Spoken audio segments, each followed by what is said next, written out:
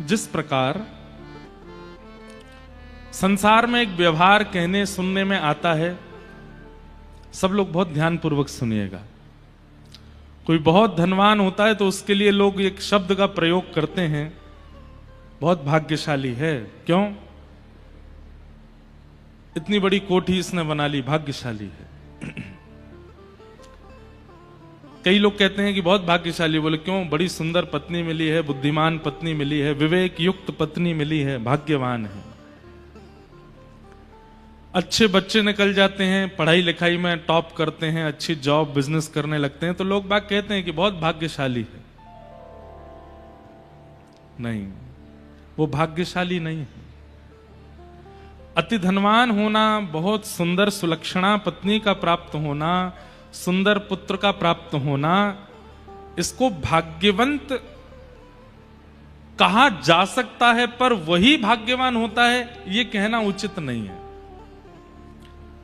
उसको आप कह सकते हैं कौन है? बोले प्रारब्धवान है, इसका प्रारब्ध अच्छा है, पूर्व के क्रम अच्छे हैं, कर्म अच्छे हैं, इसलिए ऐसा सब कुछ इसको योग्य मिला है।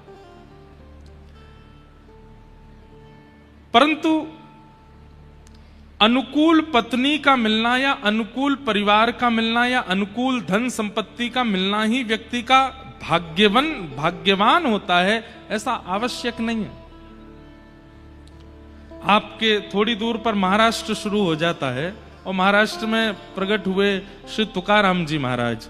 तुकाराम जी की पत्नी अनुकूल नहीं थी, तो क्या तुकाराम जी भाग्यवान नहीं थे? भाग्यशाली थे। स्वयं भगवान श्री कृष्ण यदुवंशियों और यदुवंशियों में जो बालक बच्चे हुए वे बिल्कुल भी अच्छे नहीं थे। क्या यदुवंशी भाग्यवान नहीं थे? खूब भाग्यवान थे। कबीर दास जी बहुत पढ़े लिखे नहीं थे, अच्छे कुल खानदान या फिर बहुत संपत्तिवान नहीं थे, तो क्या कबीर दास जी भाग्यवान नहीं थे? भाग्यवान का मतलब केवल धनवान होना, पत्नीवान होना, पुत्रवान होना, बुद्धिमान होना ही नहीं होता है। हमारी दृष्टि में जिसके चित्त में, जिसके जीवन में भले ही धन नहीं है, भले ही अनुकूल पत्नी बच्चे नहीं है, भले ही अनुकूल व्यवस्था नहीं है, लेकिन ठाकुर जी की भावना उसके चित्त में, वो भाग्यवान है। हर स्थिति में भगवत स्मृति वो उसका त्याग नहीं करता। भाग्यवान व्यक्ति वो है जो ठाकुर जी का है।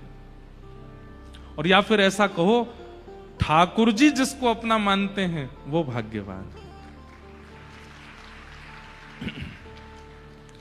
भाग्योदयेन बहुजन्म समर्जितेन, भागवत जी के महात्म्य में कहा जाता है कि अनंत जन्मों के भाग्य एक साथ इकट्ठे होते हैं तब कथा सुनने को मिलती है।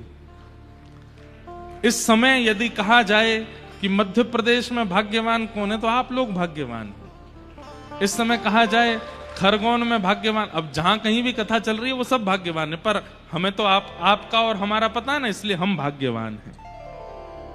क्यों? सब कुछ प्राप्त करना, सब कुछ जीवन में हासिल कर लेना, ये किसी की भी बस की बात होती है, लेकिन भगवान का बने रहना और ठाकुर जी के चित्त में अपना स्थान बनाना, ये सब किसी की बात नहीं होती है। ठाकुर जी के चित्त में आपका स्मरण है, आपके चित्त में ठाकुर जी हैं, ये तो सामान्य बात है, पर ठाकुर जी के चित्त में आप हो, ये विशेष बात है। मेरा सुमिरन हरि करे, उल्टी धारा है। मैं सुमिरन हरि का नहीं करूं, मेरा सुमिरन हरि करे, मैं पावा विश्राम। ठाकुर जी मेरा स्मरण करते हैं। और ठाकुर जी किसका स्मरण करते हैं? जो भागवत है, जो भगवद है। इसलिए हम भाग्यवान हैं कि हमें कथा प्राप्त हुई है, क्योंकि कथा ही इस योग्य बनाती है कि ठाकुर जी की स्मृति में हम आवें, ठाकुर जी के स्मरण में हमारी गणना हो जाए।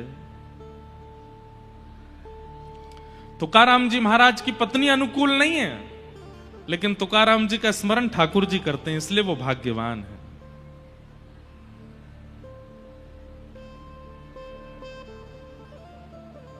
कबीर दास जी की पत्नी अनुकूल है, लेकिन परिवार अनुकूल नहीं है, लेकिन वो भाग्यवान है क्योंकि ठाकुर जी उनका स्मरण करते हैं। मीराबाई राजकुल में जन्मी हैं, मीराबाई का सब कुछ राजकुल राज युक्त है, लेकिन वो इसलिए भाग्यशाली हैं क्योंकि ठाकुर जी उनका स्मरण करते हैं। इसलिए आप भाग्यशाली और मैं भाग्यशाली, क्योंकि इतनी भयावह दुनिया की स्थिति होती जा रही है, फिर भी हम ठाकुर जी का स्मरण कर रहे हैं। ठाकुर जी हमारी स्मृति में हैं। ये इस बात का प्रमाण है कि ठाकुर जी भी हमको स्मरण करते हैं, तभी हम उनको स्मरण कर पा रहे हैं।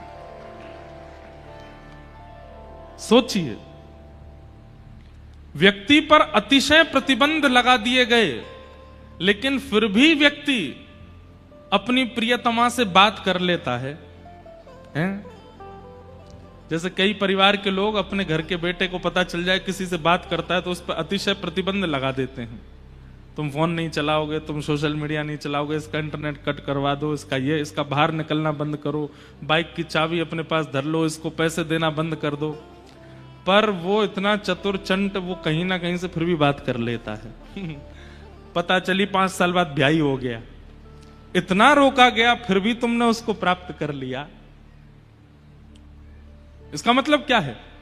भले ही उसके कनेक्शन काट दिए गए थे, पर सामने वाला भी तो प्रयास कर रहा था, जिससे वो बात करता था वो भी तो प्रयास कर रही थी, और फिर कहीं ना कहीं से दोनों में संबंध ऐसा हुआ कि घर वालों को ब्याह करना ही पड़ा। ऐसे ही ठाकुर जी के साथ है। कितने भी प्रतिबंध संसार लगा दे। संसार के प्रतिबंध क्या है पता है? संसार ठाकुर जी से ज्यादा लोभ दिखाता है। फोन के थ्रू, सोशल मीडिया के थ्रू, माया के थ्रू, भोजन के नए नए पदार्थों के थ्रू, व्यसनों के द्वारा और दुनिया में मनोरंजन के द्वारा हम लोगों के मन को खींचने का प्रतिबंध लगाता है कि कहीं कैसे भी ठाकुर जी के पास ना चले जाएं। लेकिन इतने प्रतिबंधों में भी, इतने प्रतिद्वंद्वों में भी व्यक्ति ठाकुर जी को भज लेता है, वो भाग्यशाली है। फिर ठाकुर जी भी प्रियतमा की तरह कैसे ना कैसे भी करके उसके पास आ ही जाते हैं। इतने प्रतिबंध थे, लेकिन फिर भी तुमने मुझे याद किया, तुमने मेरा स्मरण नहीं छोड़ा। आज ये कोई अतिशयोक्ति वाली बात नहीं है। आप लोग कथा सुन रहे हैं, आज की तारीख में बहुत कठिन है। कलयुग चरम पर नहीं आया है, पर चरम की राह पर है। हर दिन कलयुग बढ़ रहा है, हर दिन कलयुग अपने माया के पैर पसार रहा है, लेकिन फिर भी इतनी भयावह स्थिति में भक्ति अभी घट नहीं रही, लोगों में बढ़ रही है। हमारे वृंदावन में भी आजकल बाढ़ आई हुई है, खूब पानी बढ़ गया है जमुना जी का। सब जगह ही ऐसा हो रहा है, नर्मदा जी का भी बड़ा है, गंगा जी का भी बड़ा है, यमुना जी का भी बड़ा है। पंजाब, चंडीगढ़, पंजाब, हिमाचल आदि क्षेत्रों में तो बहुत ज्यादा बाढ़ की स्थिति है। भगवान सब मंगल करें। पर वृंदावन में इतनी बाढ़ आ गई, फिर भी लोग बाग उस बाढ़ का आनंद ही ले रहे हैं। जिन जिन लोगों के घर डूब गए हैं ना, वे सब लोग नाच रहे हैं। क्यों नाच रहे हैं? बोले कि यमुना जी हमारे घर पधारी है। किसी के अतिथि आता है, किसी के अतिथि आता है, किसी के रिश्तेदार आते हैं, किसी के नातेदार आते हैं। हमारे घर तो साक्षात रसरानी पटरानी श्री यमुना जी आई, नाच रहे हैं, उत्सव मना रहे हैं वृंदावन में फ्लड का लोग। कितनी भयावह परिस्थिति है इस वक्त संसार की। हर दिन कलयुग हमको ग्रसित कर रहा है, लेकिन फिर भी हम कैसे भी छुप छुपा करके भजन कर ले रहे हैं, कथा सुन ले रहे हैं। हम भाग्यशाली। मेरा चिंतन यही सब चलता रहता है। नजर घुमा के देखिएगा पंडाल में, आज से 3-4 साल 5 साल पहले की कथाओं में वृद्धों की संख्या ज्यादा होती थी, आजकल युवाओं की संख्या ज्यादा है। और ये अच्छा संकेत है। आगामी 50 साल तो सब ठीक ही रहने वाला है। मैं तो एक बात कह देता हूं कथा में कि हम लोग बहुत सही समय पर जन्म ले रहे हैं, हम बहुत सही समय पर निपट लेंगे संसार से। हमारे बाद का समय बहुत खतरनाक होने वाला है। और हमारे बाद नहीं, लेकिन मैं इस बात को बहुत प्रमाणित रूप से कह रहा हूं, अगर हमारी उम्र 80 से ऊपर चली गई तो ये दुर्भाग्य होगा हमारा, क्योंकि 80 के बाद जो हम संसार देखेंगे वो बहुत खतरनाक होगा। इसलिए ठाकुर जी कृपा करें, जितनी भी आयु हो वो ऐसी कथा करते हुए निकल जाए, आपकी भी सुनते हुए निकल जाए। बस माया तो अपना काम करेगी, ये माया हमारा परिवार है, कलयुग हमारे परिवार है। और परिवार नहीं है, बताऊं कौन है कलयुग, कौन है, ध्यान से सुनो। हम लोग रेंट पे रह रहे हैं, किसके यहां, कलयुग के यहां। कलयुग के जैसे रेंट पे रहते हैं ना लोग, किसी के घर पे किराए पे रहते हैं, तो किराएदार जो होता है ना उसके बनाए नियम पालन करने पड़ते हैं। किराएदार कह देता रात में 10 बजे के बाद आओगे तो गेट नहीं खुलेगा। किराएदार कह देता जोर जोर से ऊपर उछलना नहीं, अगर छत में जबरा भी धमक आई तो देख लेना मैं इतना तुमसे जुर्माना ले लूंगा। किराएदार कहता है कहीं भी कील नहीं ठोकनी है। किराएदार कहता है मेरे घर में मांस मच्छी आदि ये सब नहीं बनता है, आपके यहां भी नहीं बनना चाहिए। किराएदार कहता है ऐसा नहीं गाना, ऐसा नहीं, सब कुछ होता है, किराएदार अपने नियम बनाते। पर हमारा कलयुग किराएदार बहुत विचित्र है। इसने क्या नियम बनाए, बोले 10 बजे सो गए तो घर से निकाल दूंगा, 1 बजे तक उठना ही पड़ेगा, 2 बजे तक उठना ही पड़ेगा। सुबह 4 बजे उठ करके अगर तुमने शंख बजाना शुरू किया तो देख लेना कितने बजे, 10 बजे से पहले उठना नहीं। सूर्य बिल्कुल चरम पर हो जाए तब तुमको उठना है। कथा भागवत संकीर्तनों में अगर मुझे पता चला कि तुम जा रहे हो तो तुम्हारे जीवन में बहुत उत्पीड़नाएं आ जाएंगी। नाम जब तिलक लगा करके घूमना शुरू कर दोगे तो तुम देख लेना तुम्हारा क्या हल करूंगा। कलयुग ने ये उल्टे नियम बना रखे हैं, पर हम लोग कलयुग से छुप छुपा करके कथा भी सुन लेते हैं, तिलक भी लगा लेते हैं, मंगला में उठ भी जाते हैं, जल्दी शयन भी कर जाते हैं, नृत्य करते हैं, उत्सव करते हैं, आनंद करते हैं। इसीलिए भक्तों को पीड़ा भी थोड़ी सी होती है। कई लोग कहते हैं मुझसे महाराज जी व्यसनी लोग बहुत प्रसन्न रहते हैं अपने जीवन में और हम भक्त लोगों को कहीं ना कहीं पीड़ा ज्यादा होती है। क्यों? क्योंकि व्यसनी व्यक्ति कौन है, बोले वो कलयुग के सारे नियम का पालन कर रहा है, इसलिए कलयुग किराएदार उससे बड़ा प्रसन्न है। और हम लोग कौन है, हम किराए पे तो कलयुग के यहां हैं लेकिन सारे उसके विपरीत पालन करते हैं, इसलिए कहीं ना कहीं एक व्यसनी व्यक्ति से थोड़े अधिक दुखी हम लोग होते हैं, इसलिए थोड़ा कठिनाई होती है। लेकिन करते रहो, बिल्कुल चिंता करने की जरूरत नहीं है। जो करते रहोगे भजन धीरे धीरे तो मिल जाएगा राधा रमण धीरे धीरे। अगर उनसे मिलने की दिल में तमन्ना, अगर उनसे मिलने की दिल में तमन्ना, दिल में तमन्ना, अगर उनसे मिलने की दिल में तमन्ना तो करते रहो यतन धीरे धीरे। जो करते रहो भजन धीरे धीरे तो मिल जाएगा राधा रमण धीरे धीरे। इसलिए आप लोग भाग्यशाली हैं, मैं भाग्यशाली हूं, क्योंकि इतनी कलयुग की अव्यवस्थाओं में भी हम लोग कथा सुन रहे हैं। हमारे यजमान परिवार इतना सब कुछ, इन्होंने इतनी सुंदर व्यवस्था, इतना सब कुछ व्यस्त, इतना अद्भुत कार्यक्रम कर रहे हैं, पूरे खरगोन को निमंत्रण दे रहे हैं, फिर भी इतने में भी मन भर नहीं रहा है।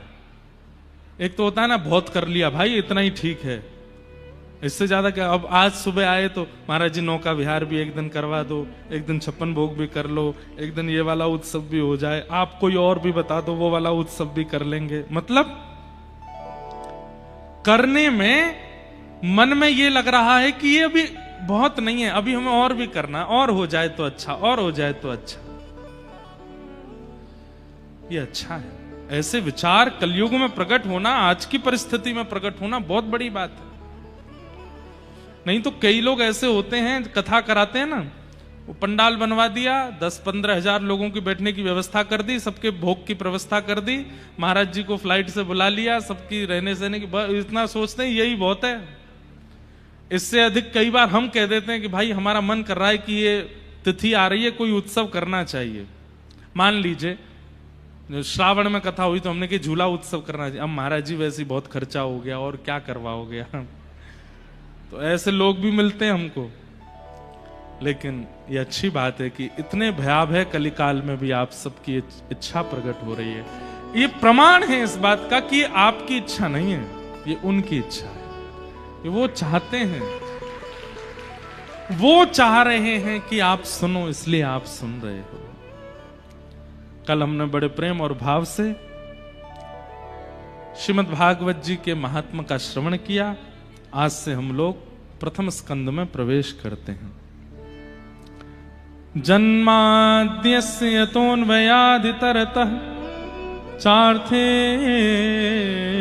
स्वविज्ञस्वराट् तेने ब्रह्म हृदय आदि कवये मुह्यन्ति यत्सूरयः तेजो वारि मृदां यथा विनिमयो यत्र त्रिशर्गो मृषा धाम्ना स्वेन सदा निरस्तकुहकं सत्यं परम धीमहि। भागवत जी के प्रारंभ में सत्य की वंदना की गई। देखिए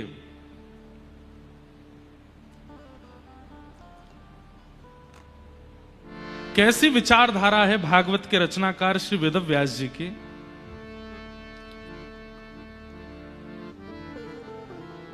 भागवत जी के पहले श्लोक में ऐसी भाव का वंदना की है, ऐसे भाव को वंदन किया है जिसको सब मानते हैं।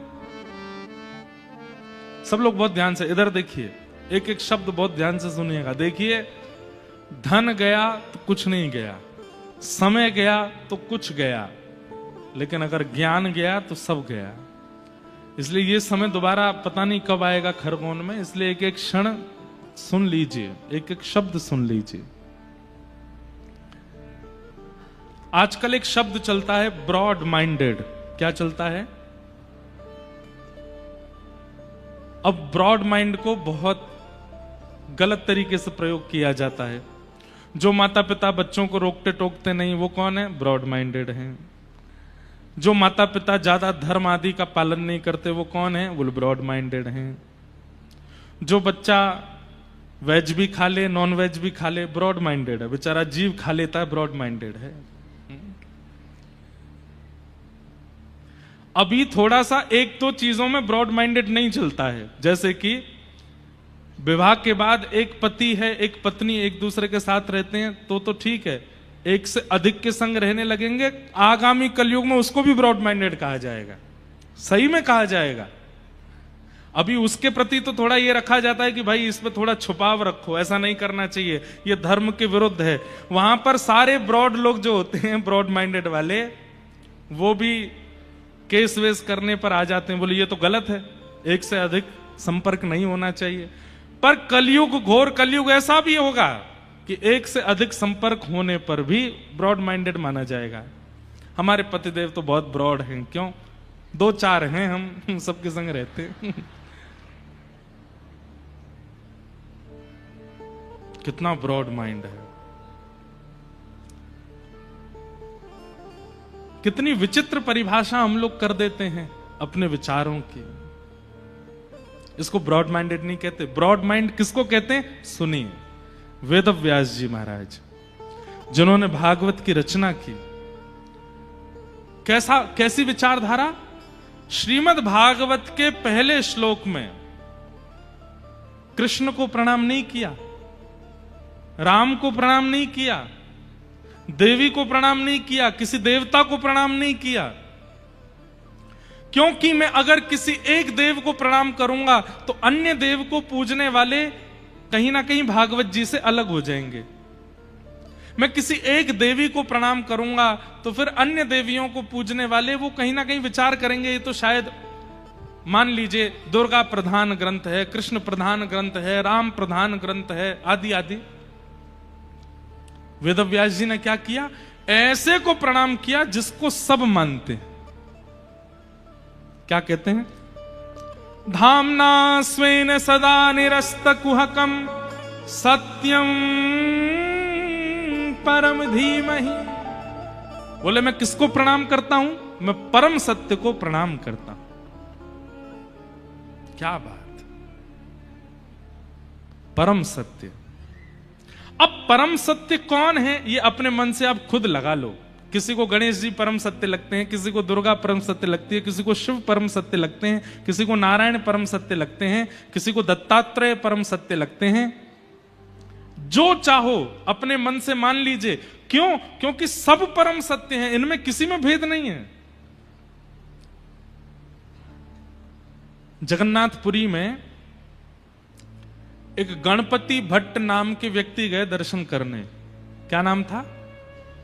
हम यहां कथा 15 को विराम देंगे और फिर 15 को ही हम जगन्नाथपुरी जा रहे हैं। फिर 17 से जगन्नाथपुरी में कथा है। जरूर सुनिएगा इस बार जगन्नाथपुरी की कथा।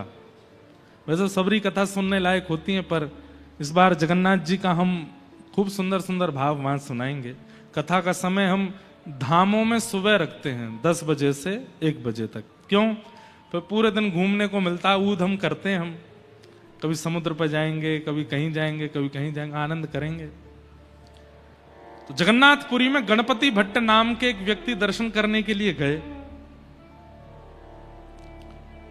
उनको किसी ने बोल दिया कि जगन्नाथपुरी में गणेश जी विराजमान हैं और वो गणेश जी के परम उपासक थे। इतने बड़े उपासक थे कि गणेश जी के अलावा किसी को देखते ही नहीं थे। इसको कहते हैं अनन्य उपासना। क्या कहते हैं? और देवता चित्त न धरहि, हनुमत से ही सर्व सुख करहि। इसी को कहते हैं अनन्य उपासना, केवल एक के रहना। तो गणपति भट्ट जी जो थे वो गणेश जी के बहुत बड़े उपासक, लेकिन किसी ने उनसे कह दिया विनोद में कि आप जगन्नाथपुरी चले जाओ, वहां पर गणेश जी का बहुत सुंदर विग्रह है। उस समय की बात है, सोशल मीडिया होते नहीं थे, लोग बागों का इतना संपर्क होता नहीं था, ट्रेन भी नहीं चलती थी, बैलगाड़ियों से सफर करते थे। बेचारे वो जगन्नाथपुरी आए तो जगन्नाथपुरी आकर के उनको पता चला कि मुझे तो किसी ने बहकावे में रखा है, यहां कोई गणेश जी नहीं है, यहां तो कृष्ण ही जगन्नाथ बन करके बैठा है। उनको इस बात का बड़ा दुख हुआ कि मेरा अब अनन्य प्रेम जो गणेश जी से है वो टूट जाएगा, क्योंकि मैं दूसरे देवता की सन्निधि में आ गया। समुद्र के तट पर बैठे थे, रो रहे थे, हे गणेश जी मुझसे नाराज मत होना, आप मुझसे दुखी मत हो जाना कि मैं दूसरे देवता के नगर में आ गया, दूसरे देवता का दर्शन करने, पर आप चिंता मत करना, मैं आ तो गया हूं जगन्नाथपुरी, पर मैं दर्शन नहीं करूंगा उनका, क्योंकि मैंने संकल्प लिया है कि आपके अलावा किसी को नहीं देखूंगा मैं।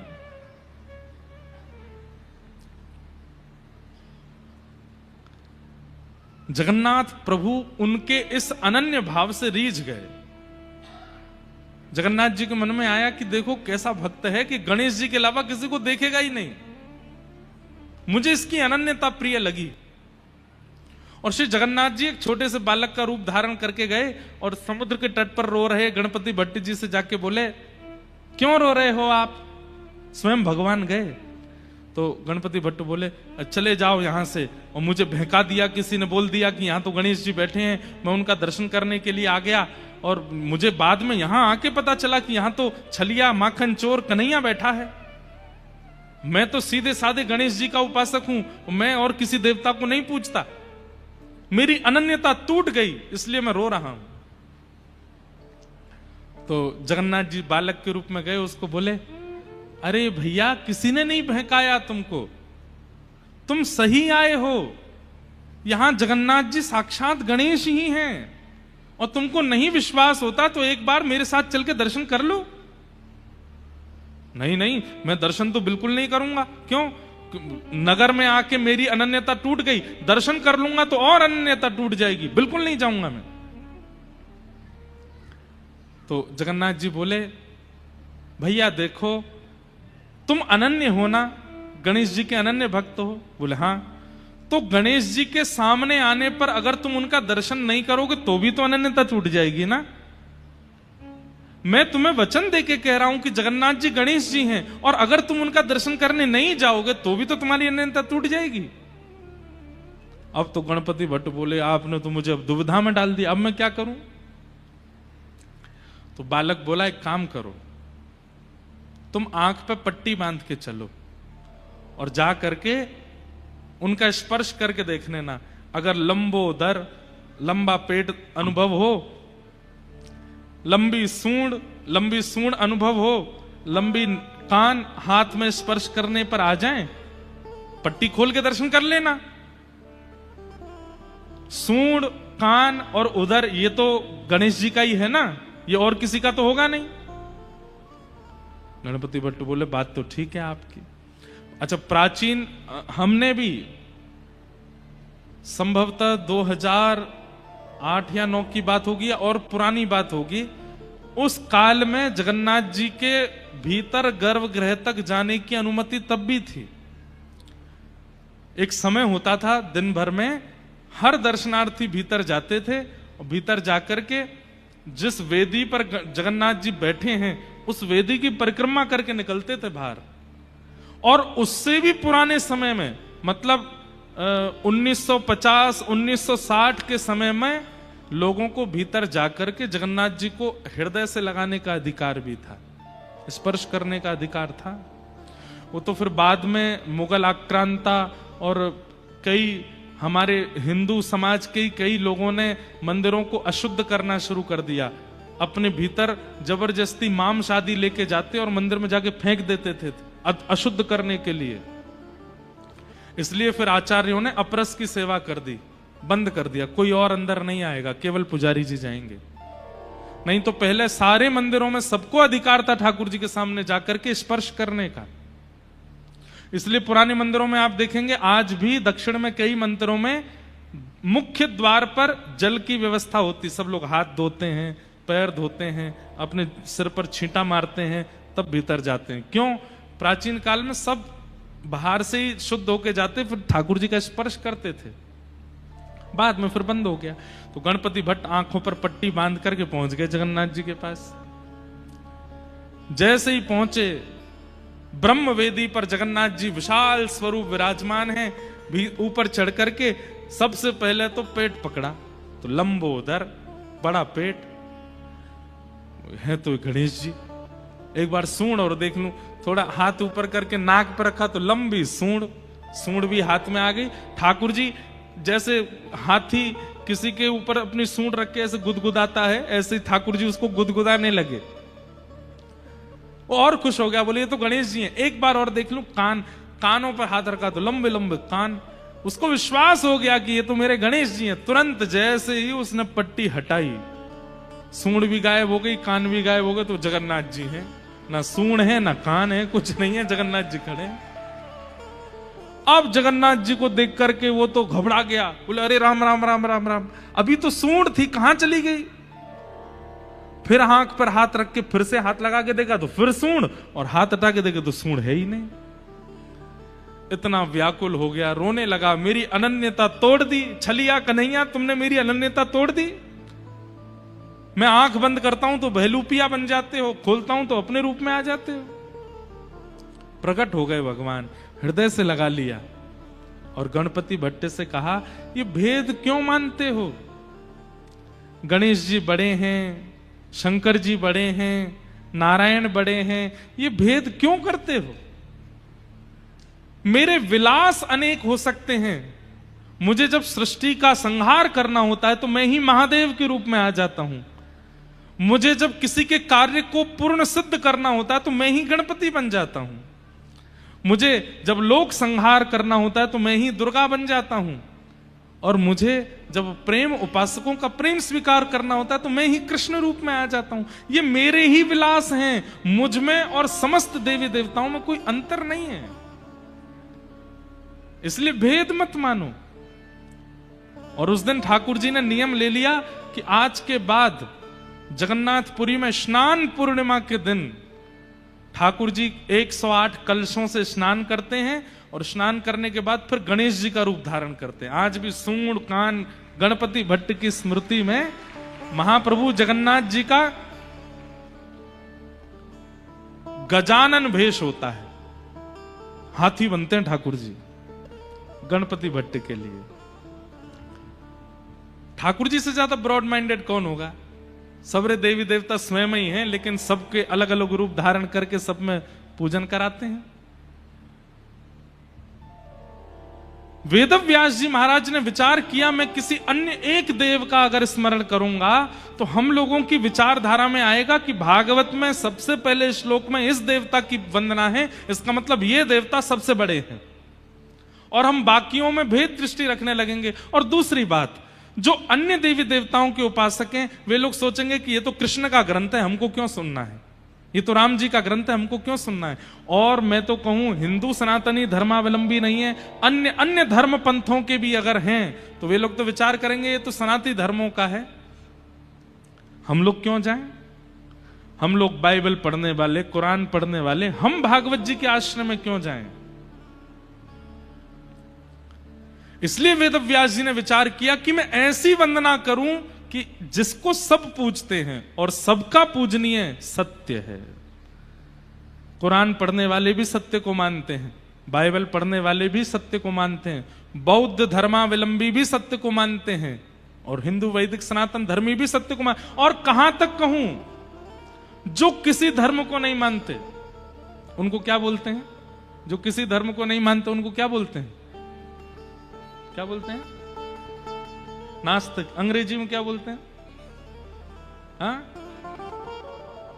एथिस्ट, नास्तिक, एथिस्ट। जो नास्तिक है वो भी सत्य को मानता है, जो किसी देवता को पूजता नहीं है, जो किसी धर्म का पालन नहीं करता, वो भी सत्य का वंदन करता है। इसका मतलब नास्तिक भी चाहे तो कथा सुन सकते हैं, धर्मावलंबी चाहे तो कथा सुन सकते हैं, हमारे मुस्लिम भाई चाहे तो वो भी कथा सुन सकते हैं, हमारे ईसाई चाहे तो वो भी कथा सुन सकते हैं, क्योंकि श्रीमद् भागवत सबके लिए है, ये किसी एक धर्म व्यक्ति के लिए नहीं है। इतना ब्रॉड माइंड किसी का नहीं है, बुरा नहीं मानिएगा। कुरान में या बाइबल में जो उनके धर्म का पालन नहीं करते हैं उन लोगों को देखना भी पाप बताया गया है। अन्य धर्म पंथों में जो उनके धर्म पंथ का पालन नहीं करता, ऐसे व्यक्ति से मिलना देखना भी कहीं ना कहीं उसको पाप बताया गया।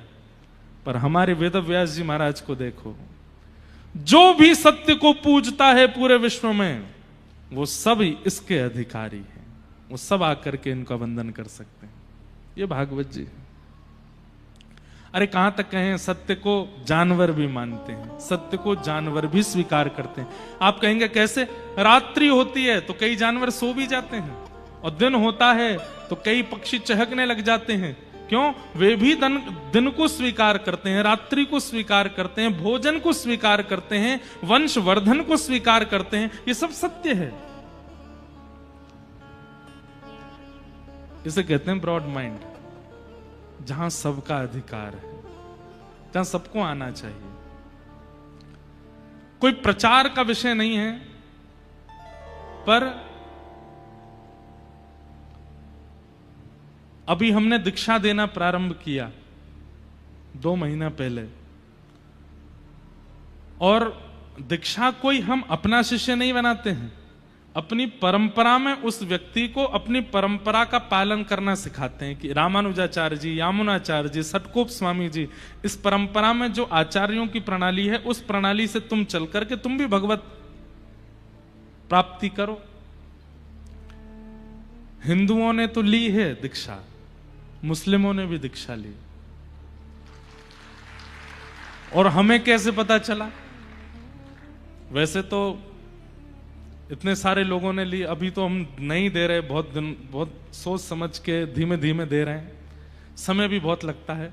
पर हमारी परंपरा में ये होता है कि 5 संस्कार होते हैं, उनमें एक संस्कार होता है नामकरण संस्कार।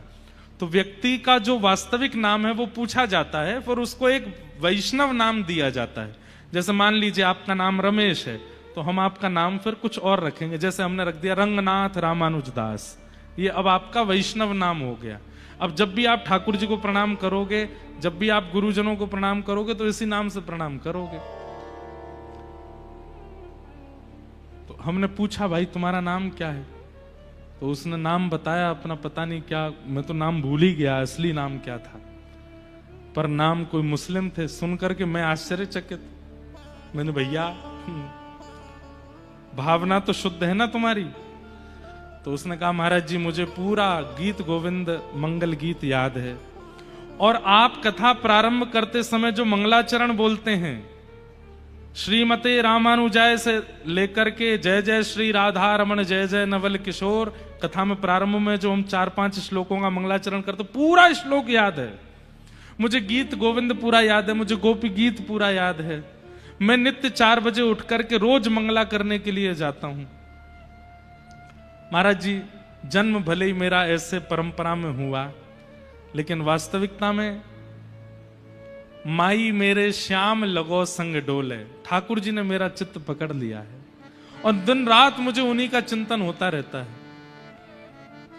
हमारे घर में कई लोग हमारे पंथ के पालन करते हैं, लेकिन मेरा चित्त वृत्ति तो ठाकुर, मेरी रसोई भी अलग है, मेरे बर्तन भी अलग है, मेरा भोजन पानी भी अलग है, और मेरे दिनचर्या भी अलग है। फिर उसने दिखाया, मैंने छोटी सी शिखा भी रखी है, और उद्देश्य क्या है? बोले केवल श्याम सुंदर को प्राप्त करना है, और कोई उद्देश्य नहीं है।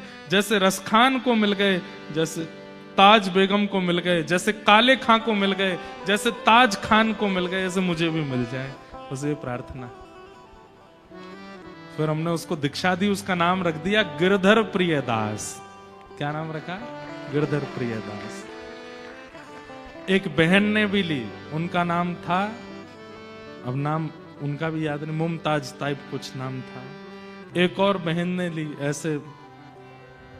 तो फिर उनके ये प्रश्न करने पर कि हम कोई पाप तो नहीं कर रहे, हमने कहा देखो वेद व्यास जी महाराज ने भागवत जी के प्रथम श्लोक में सत्यम परम धीमहि कहकर के कह दिया कि यहां आने का अधिकार सबका है, यहां सुनने का, इस धर्म को पंथ को पालन करने का अधिकार सबका है, जो करना चाहे, दबाव में नहीं, प्रियता से अगर कोई आना चाहे तो उसको आने का अधिकार है।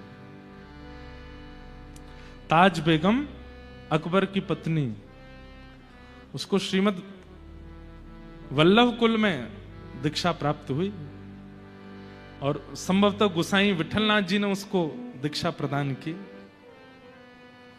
ऐसे अनेक हमारे यहां हुए हैं आचार्य चरण, जिन्होंने अन्य पंथों के लोगों को भी दीक्षा देकर के भगवत अनुरागी बना दिया।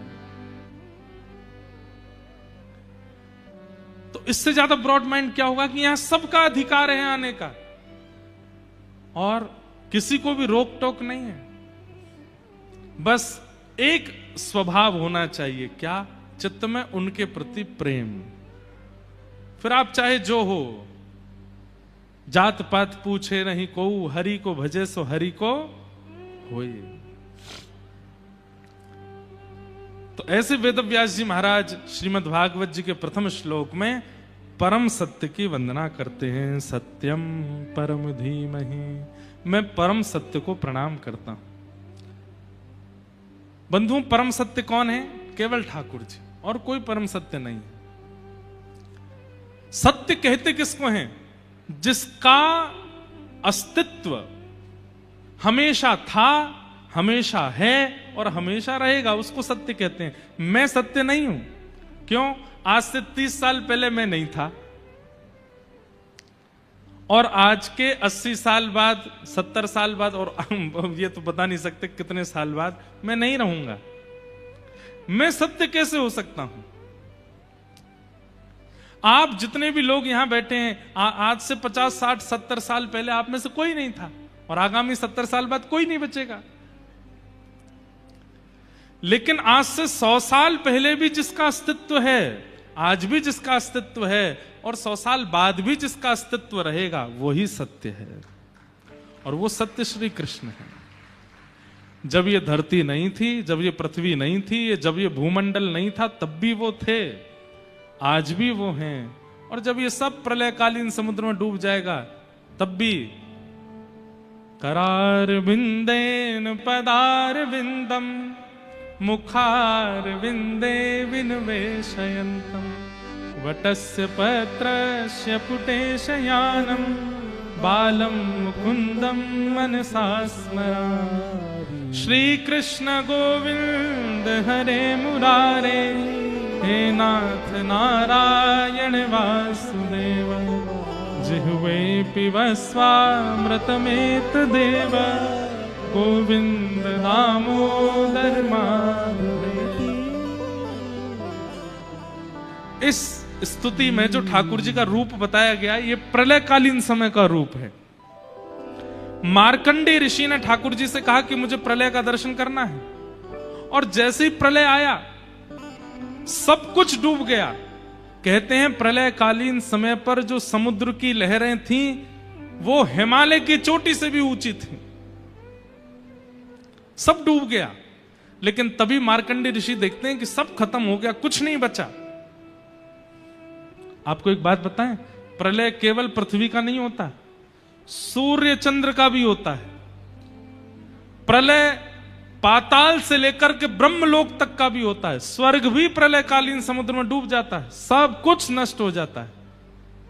केवल एक वैकुंठ लोक बचता है, एक गोलोक धाम बचता है, जिसको कई लोग वैकुंठ कहते हैं, कृष्ण उपासक गोलोक धाम कहते हैं, नारायण उपासक वैकुंठ कहते हैं, राम उपासक साकेत कहते हैं। बस वो बचता है और कुछ नहीं है। मार्कंडेय ऋषि ने देखा सूर्य चंद्र सब डूब गए, कुछ नहीं बचा।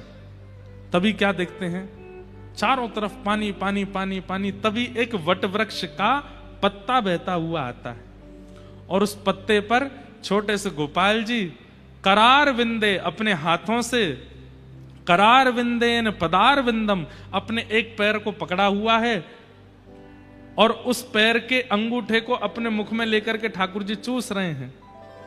वटस्य पत्रस्य पुटे शयानम बालम मुकुंदम मनसा स्मरामि। सब कुछ नष्ट होने के बाद भी बाल मुकुंद ऐसे दिखाई देते हैं। तब मार्कंडेय ऋषि कहते हैं कि परम सत्य कौन है? आप ही परम सत्य हो, क्योंकि आप हमेशा थे, हमेशा हो, हमेशा रहोगे। ऐसे परम सत्य को हम बारंबार वंदन करते हैं। सत्यम परम धीमहि। श्रीमद् भागवत के प्रथम श्लोक में सत्य को वंदन किया। श्रीमद् भागवत के द्वितीय श्लोक में 4 बातें बताई, विषय, अधिकारी, संबंध और प्रयोजन। ये चारों बातें सुनना आप सबके लिए बहुत अनिवार्य है। श्रीमद् भागवत का विषय क्या है, श्रीमद् भागवत का अधिकारी कौन है, श्रीमद् भागवत का संबंध क्या है और श्रीमद् भागवत का प्रयोजन क्या है। ध्यान से सुनो। कि धर्म प्रोजित कई तवोत्र परमो निर्मत सराणाम सता वैद्यम वास्तवमत्र वस्तु शिवदं तापत्रयोन्मूलनम्। श्रीमद्भागवते महामुनिकृते किं वा परैरीश्वरः सद्यो हृद्यवरुध्यते त्रिकृतिभिः शुश्रूषुभिस्तत्क्षणात्। सबसे पहला, श्रीमद् भागवत का विषय क्या है? तो कहते हैं धर्म प्रौजित कई तवोत्र परमो। सुनने वाले के चित्त में परम धर्म की इच्छा प्रकट होना, यह भागवत का विषय है। आप कहेंगे परम धर्म किसे कहते हैं? जब तक आपको अपने शरीर की चिंता है और उस शरीर की चिंता के लिए आप कर्म करते हो, वो धर्म कहलाता है। लेकिन जिस दिन आपको शरीर के भीतर बैठे हुए आत्मा की चिंता होने लग जाती है और उसके कल्याण के लिए आप कर्म करते हो, उसको परम धर्म कहते हैं। समझ में आई बात? इससे ज्यादा सिंपल इसकी डेफिनेशन नहीं हो सकती। धर्म और परम धर्म। आपको शरीर की चिंता है, तो आप सुबह जल्दी उठते हो, जल्दी उठना धर्म है। आपको शरीर की चिंता है तो आप शुद्ध भोजन करते हो, यह धर्म है। आपको शरीर की चिंता है इसलिए आप गृहस्थाश्रम में प्रवेश करते हो, यह धर्म है। इस शरीर से कुछ गलत ना हो जाए इसलिए आप अपनी क्रियाओं को शुद्ध करते हो, यह धर्म है। आपके शरीर के किसी गलत काम को होने से संसार आपकी निंदा करेगा इसलिए आप अच्छी अच्छी क्रियाएं करते हो, यह धर्म है। मान, प्रतिष्ठा, यश, वैभव, कीर्ति, धन, संपत्ति आदि कमाते हो, यह सब धर्म है, क्योंकि शरीर प्रधान है।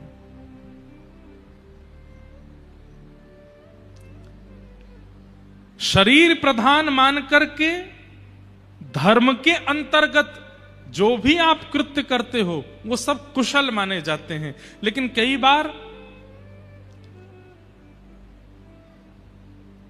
धर्म से परे जब आप क्रिया करने लग जाते हैं, अपने शरीर को केंद्र में रख के, वो पाप कहलाता है। जैसे 10 बजे से लेकर के और 12 बजे तक के बीच में आपको सो ही जाना चाहिए। हम ही नहीं सोते, लेकिन हम आपको बता रहे हैं। हमारा ना सोने का कारण दूसरा है, क्योंकि भागदौड़ी इतनी रहती है, जब आते हैं कथाओं में तब सोते हैं, नहीं तो भागदौड़ी चलती रहती। लेकिन एक बात सुनिएगा, बहुत ध्यान से सुनिएगा, 10 बजे से लेके 12 बजे तक के बीच में सोना ये आपके शरीर की अनिवार्यता है। 10 बजे के बाद शरीर आपको इंडिकेट करने लगता है, अब मुझे बेड पे ले चलो, अब मुझे सुला दो, अब इससे ज्यादा मेरी क्षमता नहीं है। लेकिन आप क्या करते हैं? पार्टी हो रही है, नए नए कपड़े पहनते हैं, नए नए कपड़े पहनकर शरीर उस समय भी कह रहा था भाई थोड़ी नींद सी आ रही है, थक गया हूं मैं, सुला दो, सुबह देर तक सो लेना, अभी पार्टी में जाना है। और रात में ले गए शरीर को, पार्टी में ले गए, अब वहां पहुंच गए, शरीर बोला थोड़ी देर नाच कूद करके चल दे वापस। नए नए पानी की बोतलें रखी हैं, ये पीनी है और तुझे पीनी पड़ेंगी। थोड़ी बहुत पिला दी, शरीर कहता बस भैया मेरी क्षमता नहीं है, अब मत पिलाओ, और पिया और पिला और पिला। शरीर कहता अब मेरे वश में तो नहीं हूं मैं, अब तू देख नाली में गिरने वाला है, गिर जाएगा।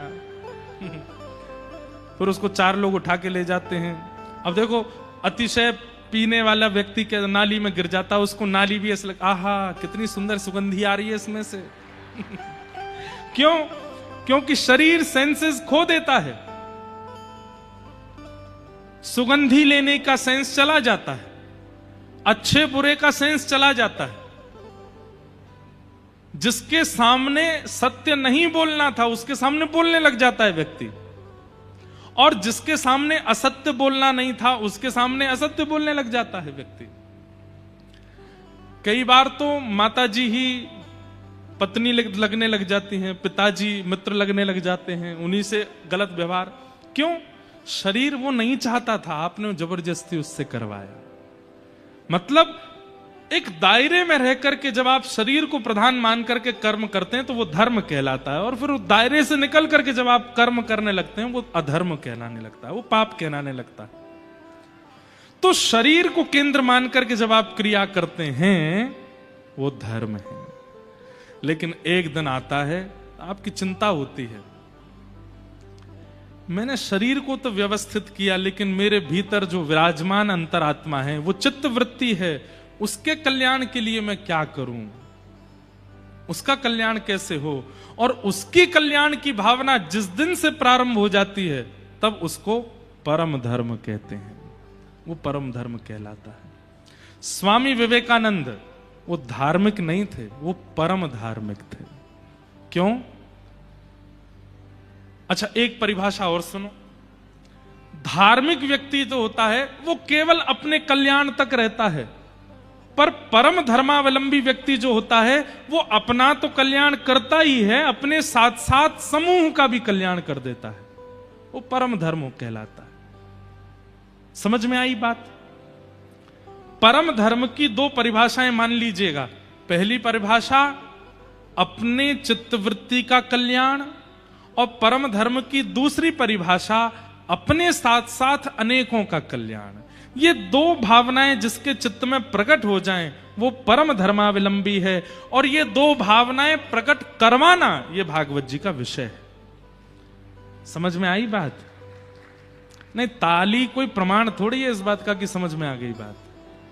कई लोग तो ऐसे हैं, वो नीचे देखते रहते हैं, पता चली बगल वाले ताली, हाँ वाह बहुत अच्छे, सब ने ताली बजाई तो हम भी बजा दें। सप्ताह पूर्ण होने के बाद में आपके चित्त में ये दो भावनाएं अगर प्रकट नहीं होती हैं तो आपने कथा नहीं सुनी है, आपने समय का व्यय किया, आपने धन का व्यय किया, आपने परिस्थिति का व्यय किया, आपने कथा का व्यय किया, लेकिन आपने वो प्राप्त नहीं किया जो व्यय करने पर प्राप्त होना चाहिए। तो कथा पूर्ण हो उस दिन के बाद ये दो भावनाएं चित्त में आनी चाहिए। पहला स्वतः के चित्त वृत्ति का कल्याण, और दूसरा अपने साथ साथ अनेकों का कल्याण। ये दो भावनाएं आपके चित्त में प्रकट हों तो समझिए आपने कथा सुनी। हमारे श्रीमद् रामानुजाचार्य जी महाराज अपने गुरुदेव के पास अनेक बार गए कि आपने जो मुझे मंत्र दिया है इसकी विधि मुझे बताइए। उनके आचार्य चरण ने जब विधि बताई तो विधि बताने से पहले बोला कि इस मंत्र को सबके सामने मत बोलिएगा। सब जगह परंपरा है कि गुरु मंत्र का उच्चारण सब जगह नहीं करना चाहिए।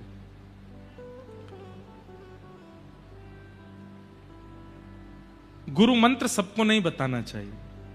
तो आचार्य चरण ने रामानुजाचार्य जी से कहा मैं विधि तो बता रहा हूं लेकिन किसी के सामने बोलना नहीं। बोले ठीक है। अब जैसी विधि बताई, रामानुजाचार्य जी ने जैसी विधि सुनी और जैसे ही नाम जप करने के लिए बैठे, जैसे ही मंत्र जाप किया, अष्टाक्षर मंत्र का जाप करते ही शंख चक्र गदा पद्मधारी ठाकुर जी प्रकट हो गए। जैसे ही प्रकट हुए, नेत्र खोल करके रामानुजाचार्य जी ने देखा शंख चक्र गदा पद्म धारण किए हैं, साम वर्ण के ठाकुर जी, घुंघराले केश हैं, सुंदर मुकुट धारण किया है, कमल जैसे नेत्र हैं, और सामने खड़े होकर के रामानुजाचार्य जी को दर्शन दे रहे हैं। गुरु जी ने मंत्र दिया, मंत्र का पहला जाप करते ही ठाकुर जी प्रकट हो गए। रामानुजाचार्य जी ने तुरंत अपनी माला को किनारे रखा, ठाकुर जी को प्रणाम किया और दौड़ करके मंदिर के शिखर पर चढ़ गए, और शिखर पर चढ़ के मुख पर हाथ रख के जो गुरु मंत्र गुरु जी ने दिया था पूरी दुनिया में चिल्ला चिल्ला करके सुनाने लगे सबको। गुरु जी दौड़ करके आए, हे रामानुजाचार्य ये क्या कर रहे हो? मैंने मना किया था कि मंत्र उच्चारण नहीं करना है, किसी को नहीं सुनाना है, नरक जाना पड़ेगा तुमको, गुरु अवज्ञा करते हो।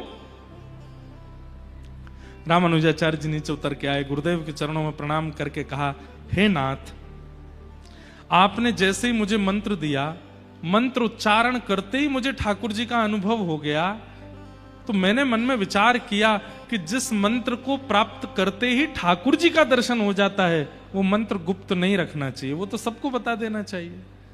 वो मंत्र मैं गोपनीय कैसे रख सकता हूं जिस मंत्र से ठाकुर जी प्राप्त होते हो? क्षमा करें गुरुदेव। गुरु जी बोले तुमको नरक जाना पड़ेगा। रामानुजाचार्य जी बोले एक नरक चला जाएगा लेकिन अनेक तो ठाकुर जी के पास जाएंगे ना, तो भी मुझे स्वीकार है। मैं चला जाऊंगा लेकिन इतनों को ठाकुर जी प्राप्त होने चाहिए।